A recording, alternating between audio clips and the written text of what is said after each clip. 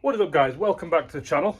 In my last video, you'll have seen, if you watched it, got a few things left to do to get the car ring ready. But today we are going to concentrate on some interior stuff. This is going to be floor plates and steering wheel mainly, because the interior is coming out really well. So let's start at the beginning. Why do we need floor plates?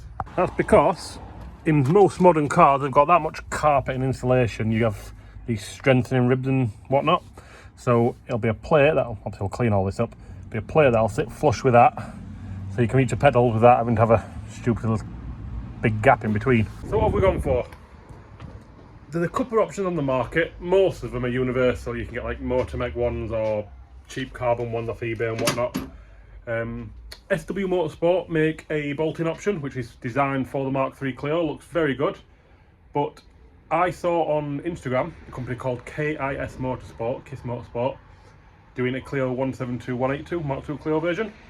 So I fired them a message saying, are you thinking about a Mark III? They said, we've considered it. Managed to get somebody local to leave the car with them to mock up one, and they've created these. This is the driver's one. As you can see, beautifully crafted. Little brackets on the front, little brackets on the back, a nice little footrest. Some grip tape on it so that you're not sliding all over the place. This is a passenger one.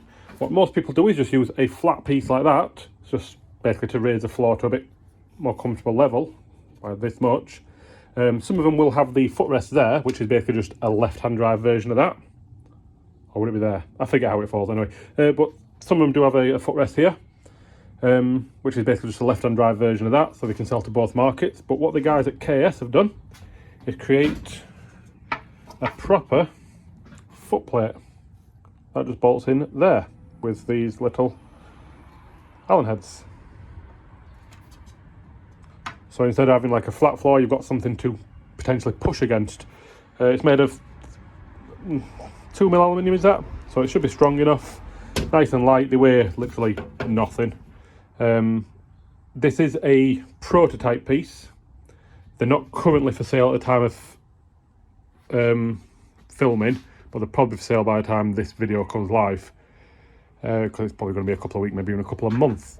But the prototype pieces, because they weren't sure about a couple of clearances, a couple of holes, and so they sent them out to me at a very good price to get into the car, see how it all fits, see how install goes, see how they feel. Yeah, so thanks to the guys at KS, and thanks to Alex, who was a friend of mine who lives down near them. I think they're down Portsmouth way, for getting his car to them so they can mock it up and then back to them so they can mock install them. So yeah, we're going to get them in the car. And the steering wheel, which I've had for a while, not done anything with because I don't want to dirty it. This is a steering wheel we've gone for. A lot of people tend to go for the Renault Sport steering wheel, but a friend of mine posted a picture of this exact steering wheel on his Instagram and instantly fell in love with it, so I blindly copied him. And that is a Sabelt, however you pronounce it, SW733. Beautiful steering wheel, enough for a dish, flat bottom because I'm quite tall and struggle with my knees. Fantastic piece of kit. To go with the steering wheel, obviously you need a steering wheel boss. This just bolts to the hub in place of the factory steering wheel, and the steering wheel bolts to that. This is from Volantech, I think they call the company. Yeah, nice piece of kit. Should bolt straight up, should bolt straight to the steering wheel. Bolts to the steering wheel are in there. And last but not least, one of these. I love these because it feels like a race car. It's a Volantech cruise control panel, I think they call them. And it literally just has the horn buttons in yellow there, and then in black we've got the plus and minus, the resume and the knockoff, whatever you call it. Plugs straight in, and that just sandwiches between the steering wheel and the boss. Also bought the steering wheel cover because that's suede and obviously will get messed up. So yeah, we're going to install that. Anything else in here? Nope. Going to install that along with the foot plates Where's the other foot plate there? The other foot plate, steering wheel. Should finish off the interior. Lovely. I did forget to mention Kiss Motorsport. I'll try and chuck their Instagram here or something if I remember.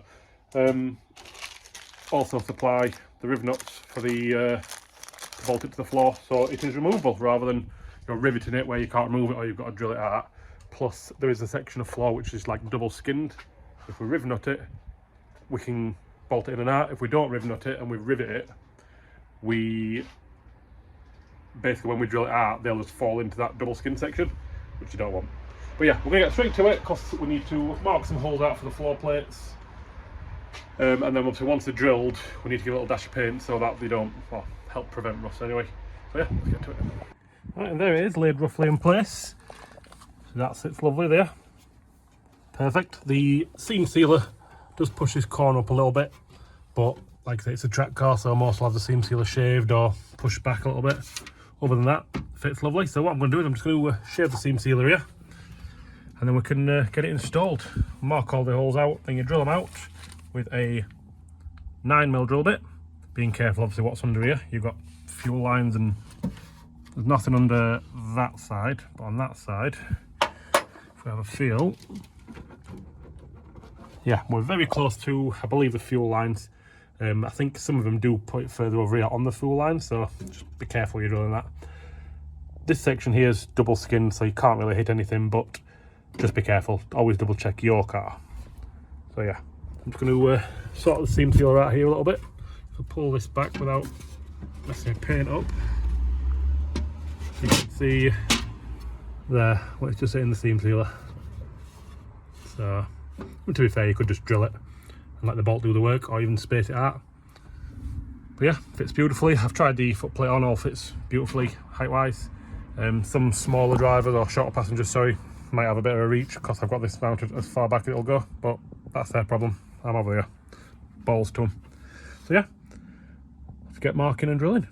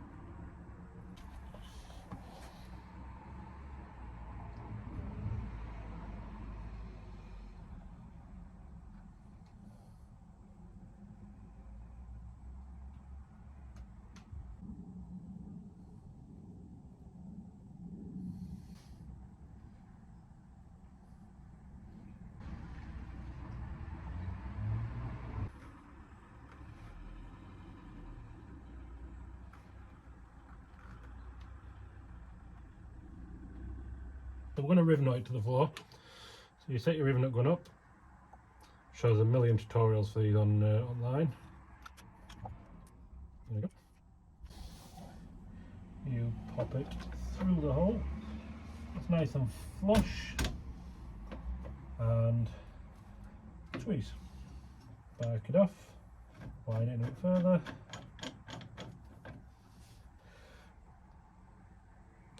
Squeeze. Beautiful. Just gotta do it a few more times.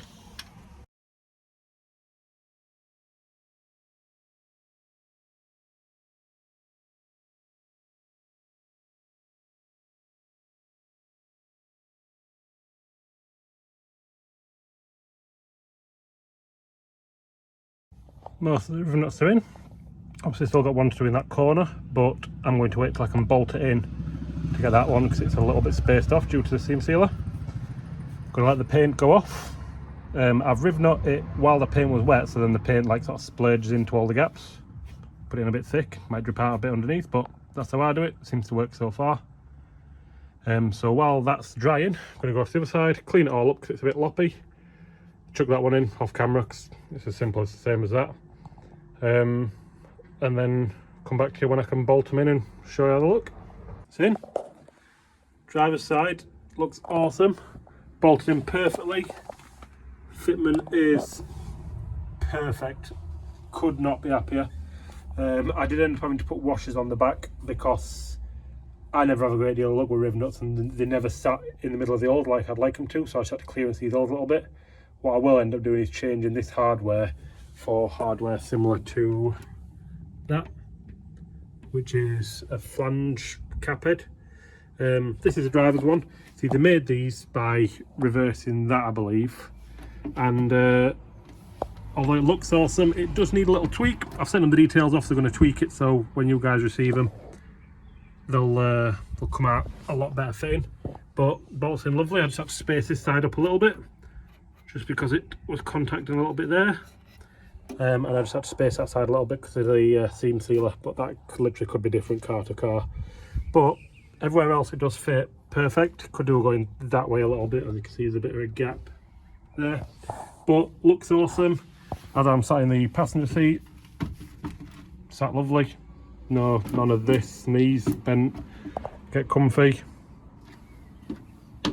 Looks fantastic. Very happy where they come out. Check out KS Motorsport on Instagram. I'll put a link below. I'll probably put it in the screen here if I remember. And fire a message. Tell them Driver's Garage sent you. Right, next thing, now they're in.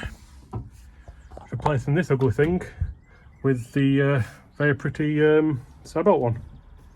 Right, if it's windy I do apologise. I'm just a bloke in a garage, not a great deal I can do about it, but I'll do my best.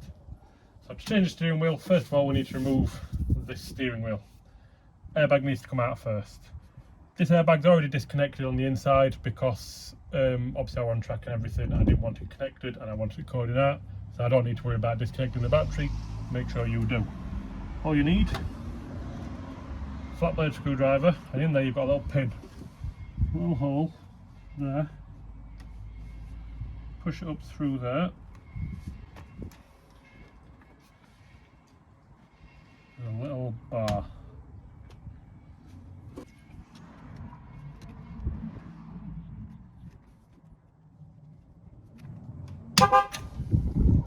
Fucking scared life out of me.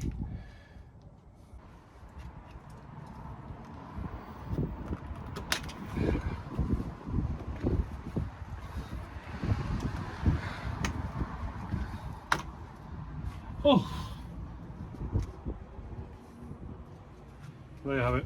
All you're doing is you're poking up through the bottom of the steering wheel. There is a little hole. See the screwdriver there, comes up, and on the back of the airbag you've got that.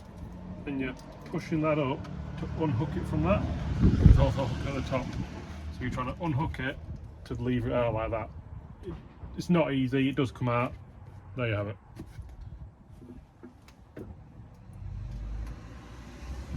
As you can see, that's my airbag plugs taped down so you can get the airbag back in.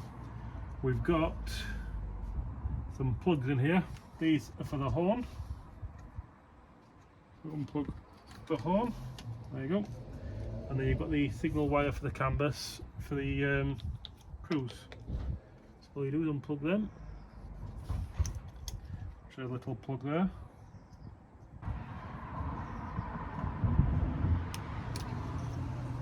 little canvas plug.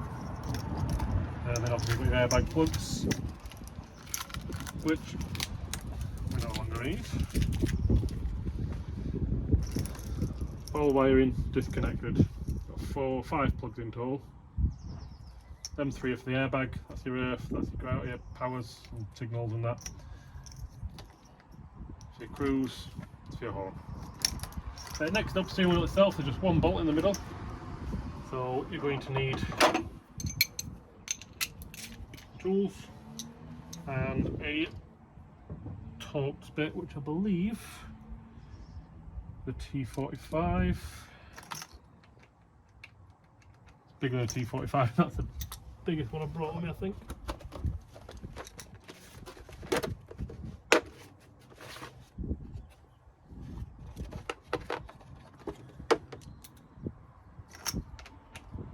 Right, it's a T50. These can be a bit tight, but mine has been off before, so there we go.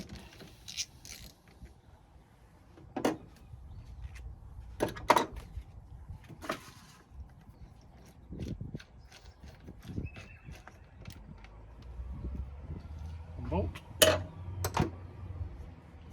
Now what it's good to do is leave that in a good few turns, but with a gap to give that something to pull against, so you don't pull it, hit yourself in the face. Mine's been off before, so come off nice and easy. Feed all them out.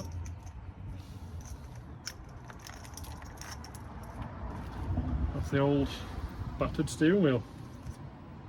That's the hole you push up into to get the airbag out. It's a tiny little hole there.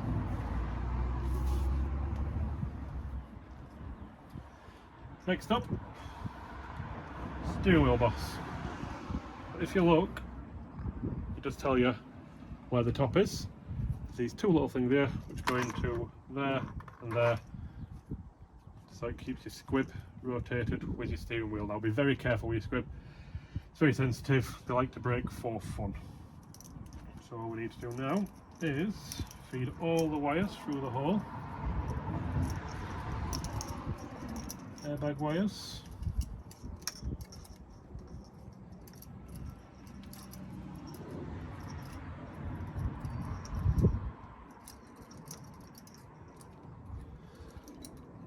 Can be a bit fiddly.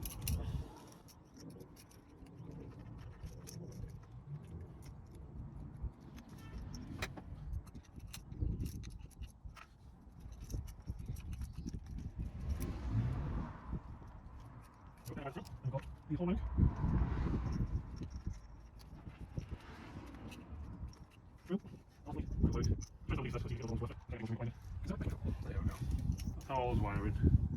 You line up your little tabs with your squib.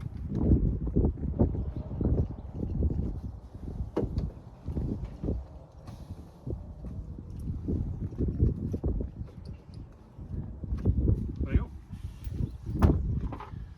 Put your bolt back in. Whilst fighting with all the wiring, obviously.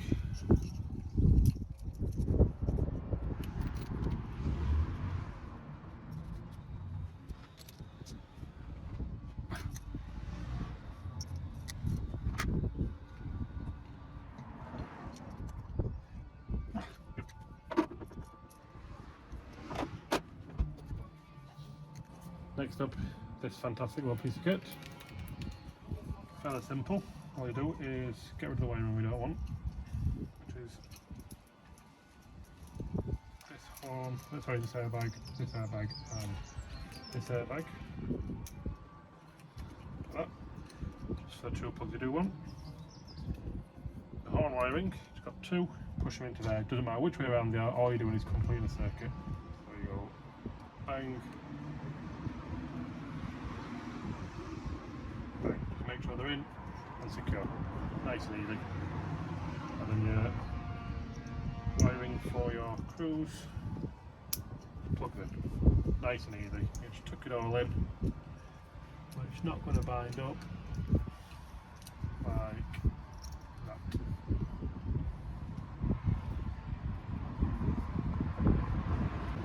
This bit's a bit more fiddly, that's what you've got to try and do. your steering wheel, hold that, direct your wiring in the right direction, and line up your holes. Not impossible, just fiddly.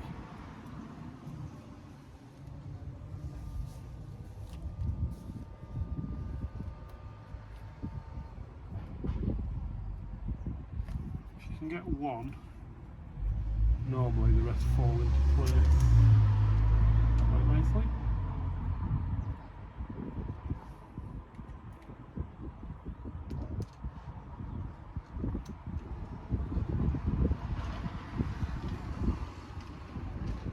There's one.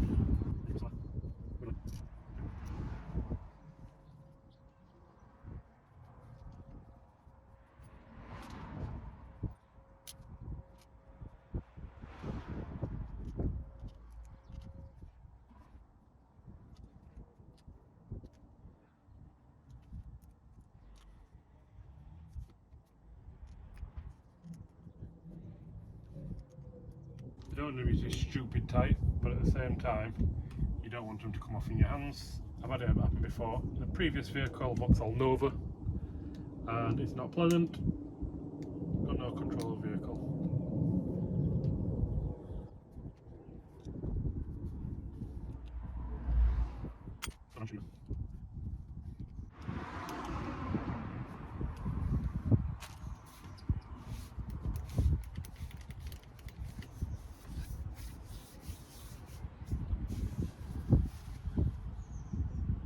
Beautiful.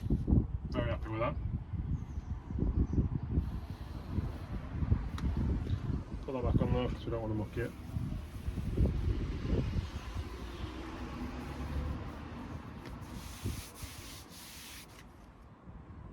What we're needing cleaning up, maybe a little bit of tester tape on a bit of wiring, which is that foamy tape that helps with vibration. You're done. Bum bum bum bum bum bum bum bum.